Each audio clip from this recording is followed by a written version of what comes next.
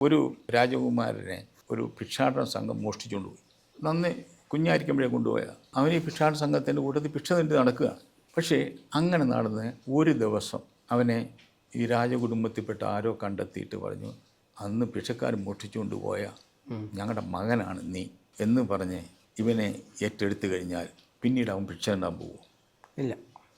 അപ്പം നമ്മൾ ദൈവത്തിൻ്റെ കൃപയാൽ ദൈവപുത്രനാക്കി ഉയർത്തപ്പെട്ടവരാണ്. ഗലാത്യരുടെ ലേഖനത്തിലെ 4-ാം അധ്യായത്തിലും 3-ാം അധ്യായത്തിലും റോമാക്കാരുടെ ലേഖനത്തിലെ 8-ാം അധ്യായത്തിലൊക്കെ ആവർത്തിച്ച് 8:14 അവർക്ക് ആവർത്തിച്ച് പറയുന്നത് ആബാ പിതാവേ എന്ന് വിളിക്കുവാൻ നൽകുന്ന പുത്രസ്വീകാരത്തിൻ്റെ ആത്മാവിനെയാണ് നമ്മൾ സ്വീകരിച്ചത്. അതായത് പരിശുദ്ധാത്മാവിനെ സ്വീകരിച്ച് നമ്മൾ ദൈവത്തിൻ്റെ പുത്രന്മാരായി മാറിയിരിക്കുന്നു.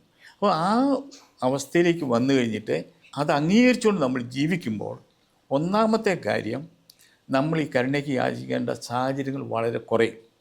ഒന്ന്. ഈ രണ്ടാമത്, ആ സാഹചര്യം ഉണ്ടായാൽ ആ സാഹചര്യത്തെ നേരിടാനുള്ള സമീപനത്തിന് മാറ്റമുണ്ട്.